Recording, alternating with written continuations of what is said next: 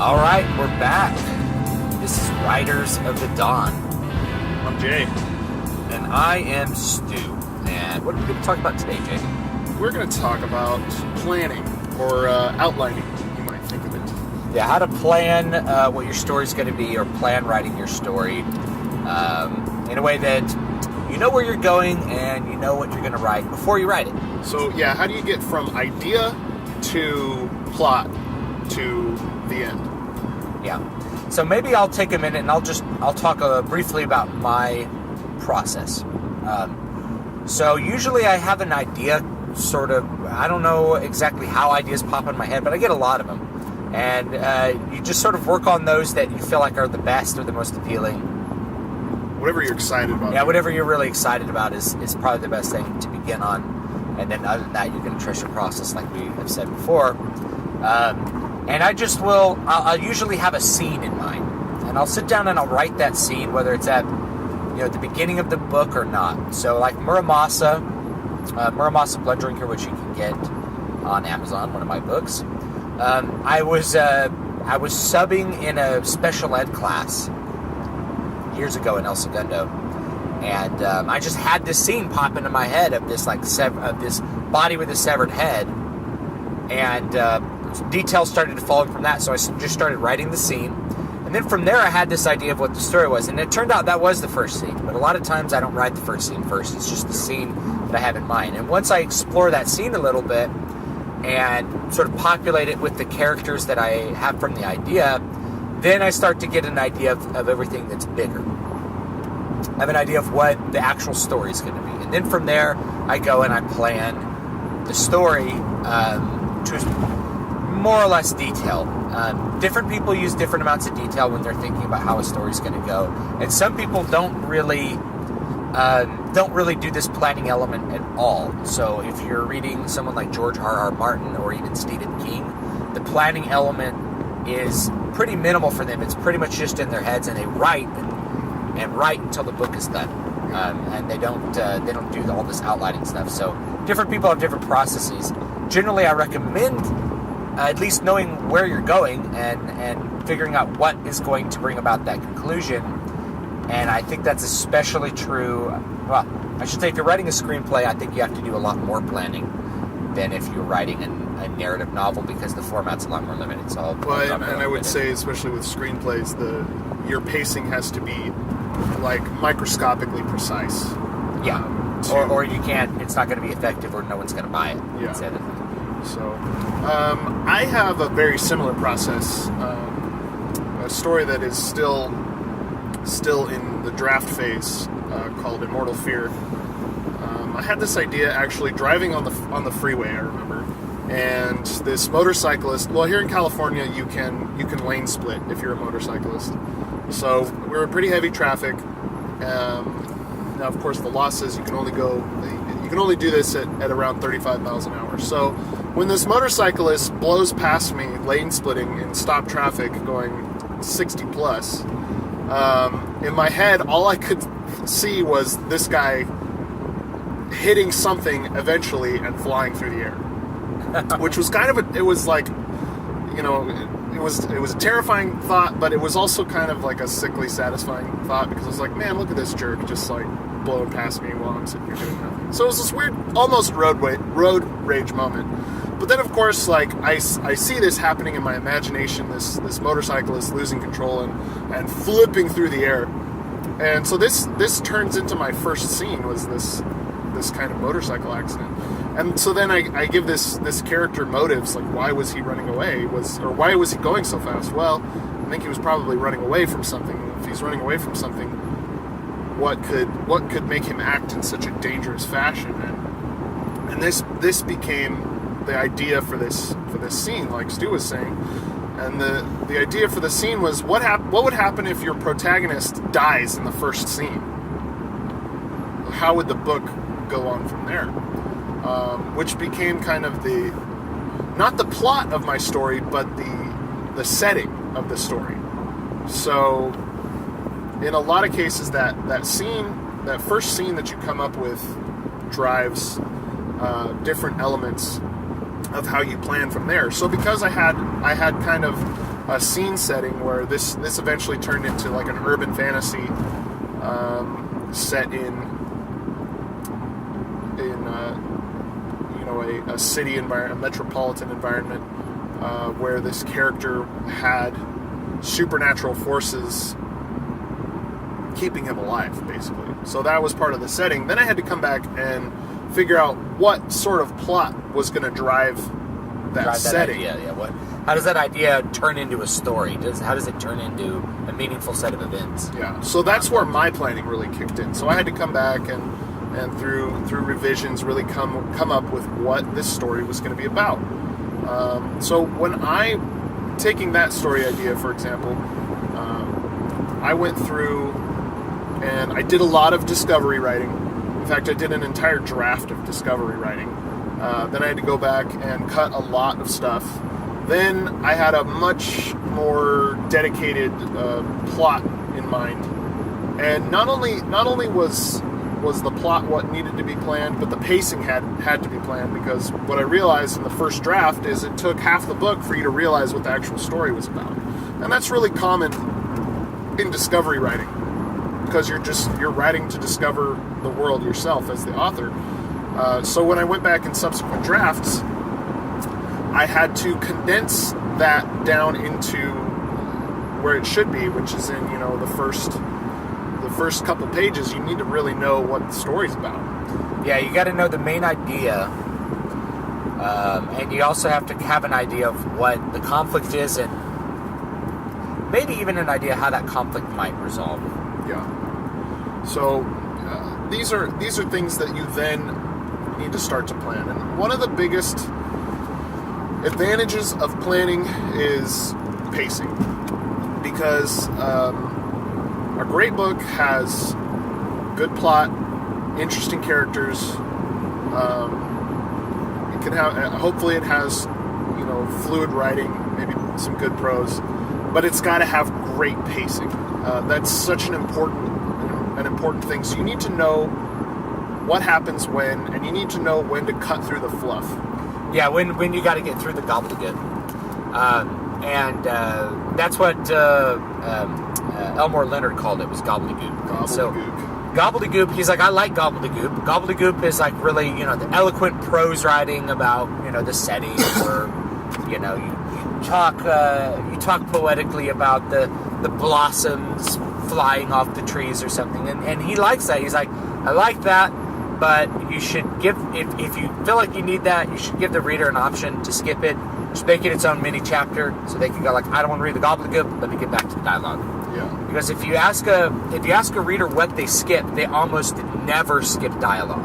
Yeah. So it's cool to kind of have that screenwriting mentality too, because when you're writing for the screen or you're writing for the stage, it's all dialogue, right? The blocking, you just assume the director's going to work that out. You give the broad idea, like they fight, they have a sword fight. Yeah. Mauricio is stabbed, right? Right. So it's like you don't have to detail it. It's like he parries and then he feints and then he slashes across his face. No, you don't need that level of detail in a screenplay, because you know that's going to be worked out. You're going to need some of that level in a novel, but the thing that's really going to make people not skip any word is dialogue. So the more you have that action-oriented dialogue, the more your pacing is probably going to work itself out. And actually, I like what Stu said about this, especially in like fight scenes. Fight scenes shouldn't last very long. What's cool about a fight scene is the tension leading up to it. The fight is the resolution of that tension. So I loved I guess I don't want to spoil this if you guys have never read The Dark Tower.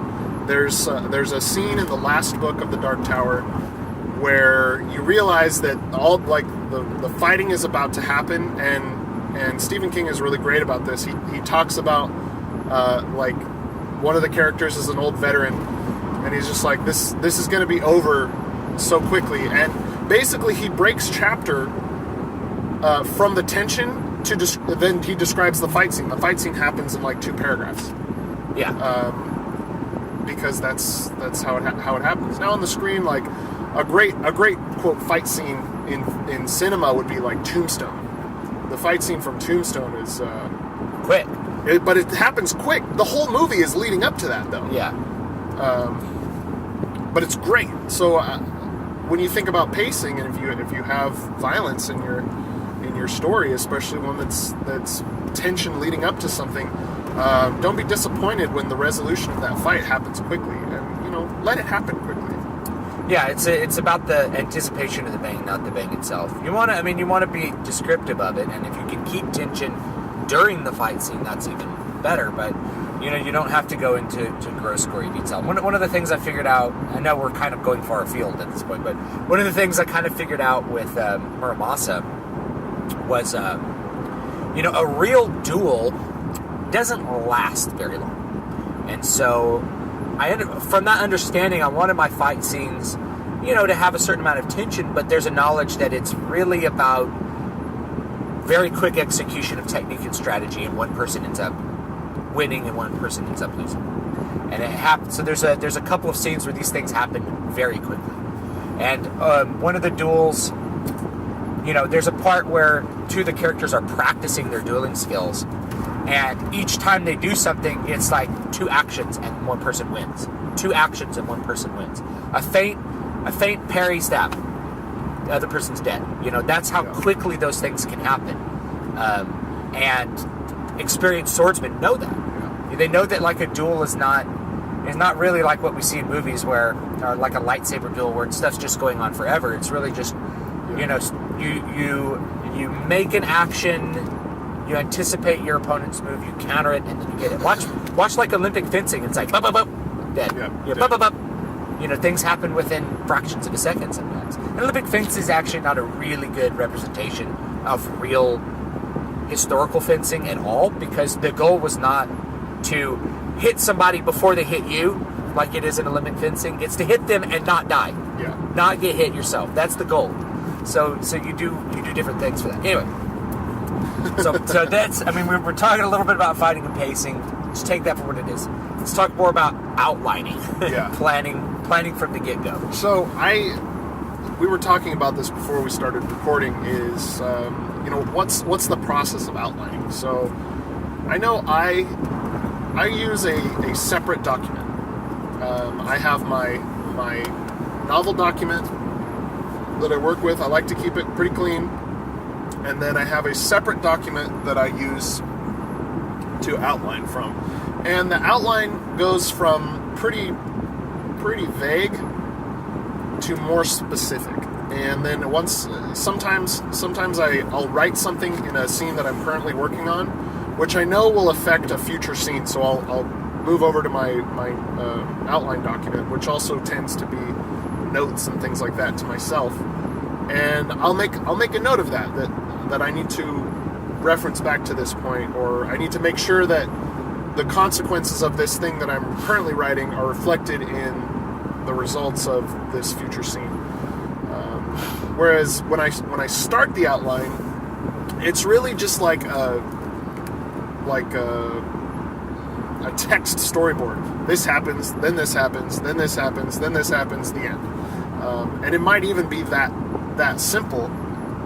And then you have to find the individual points in between there, because like we're talking about with pacing, you're not going to outline your pacing perfectly. Pacing happens on the page. Yeah, so you're going to do that a little bit independently of your outline. The outline is to guide you so that you're writing towards the events that you know you want to happen. Yeah. So here's the way I outline. Is my outline gets more detailed as I'm writing, because I'll go back in and I think about how those details, like you said, are going to affect it. So if you were to look at my document, imagine the first outline I make has maybe five plot events in it. This happens, later on this happens, later on this happens, later on this happens, here's the resolution. Like 5 things for 5 acts of story. Yeah. Most of my stories have 4 acts or 5 acts, and that's how I tend to write them. As either 4 acts or 5 acts. I think Prophet of the God Seed has 3 acts. So it's a little bit shorter. But so for those acts, those are the big sort of plot areas, the big event that happens. Then, I tab over in my document, and then there's the points that make up that portion of the story. Then the next tab over for each one of those are the extra details that I have to put in. And then eventually what you happen is that as the stories get written, that outline grows from 5 things to multiple pages of this happens and this happens, this is happening here, this, to where all I have to do eventually as I'm writing toward the end of the book, the hardest part of the book is writing, to me, that transition to like the final third of the book. And once you get that, then you're just shooting all the ducks off. It's like a bunch of cans on the fence. You just pow, pow, pow, pow, pow, pow, pow. You're just knocking them all down because you've set them up and you've thought about that detail ahead of time. And then the writing process becomes like an easy sort of fluid thing, and you're excited about getting to the story. It's almost like writing the beginning. Yeah. So there was actually a great line in a TV series called Supernatural. You're probably familiar with it, where they have this character who's a prophet of God, and he's also a writer. And what he writes is real life events, but because it's a fantasy, it's kind of like an urban fantasy. There's the people who read the books obviously just think it's fantasy, except for the 2 main characters who are actually the main characters of the TV series. In the last episode that he was in before the show jumped the shark was he basically says something that I thought was perfect. He's like, beginnings are easy. Any chump could write a beginning. I could write 1,000 beginnings before I could do one really good ending. And I think this is really important because it's so easy to write beginnings of stories. And then get lost and be like, what am I doing? What am I doing? Yeah, I think it's true because, as Stu was saying, and I can attest to this as well, ideas come easily. I am never starved for ideas. I'm starved for time. I'm starved for time to realize those ideas. Yeah. So like the ideas that come, it's easy to write a beginning. The hardest part is getting to that climax point. The climax is the most difficult part to write, but the resolution of the climax then is simple. Yeah. So beginnings are easy, and I would caution anyone who's getting into writing that you might maybe you're like, man, I've written the beginnings of all these great stories. Like, I think I would be a really great writer. Before you decide that this is for you, make sure you can bring something to a conclusion. Yeah. And do that through outlining. You might sit down and you might spend weeks just outlining, and then get frustrated because you feel like you put no words on the page. But it's better to realize that an idea doesn't work at the planning stage, yeah. at the planning stage, than to get writing and do it. Because like writing is like forging a sword, right? And so to forge a sword, it's a long process. You got to start with basically hunks of steel, and hammer those hunks of steel into one piece of steel. Fold that steel a bunch of times by heating it up, folding it over, and hammering it in through great effort until the shape of a sword emerges and you're able to actually shape a sword. Then you have to heat treat it. You got to heat it up, and you have to quench that blade in water. And if the blade cracks, you didn't make it right. You didn't do it right. And you have to go back to like the planning stage. You got to break all that steel down, or throw that away, throw the sword away. And so it's better to realize that a design is not going to work from the outset than it is to start forging it and realize that you can't, or that like the sword would be too heavy to use, or that it would break when you quenched it. Yeah. So you have to, it's better to think about that ahead of time. Is that it's a long, super laborious process, and if it doesn't work out in the end, it really sucks. Yeah. It's like, okay, let me go get some more Tamahagane and hammer it into another katana. Yeah.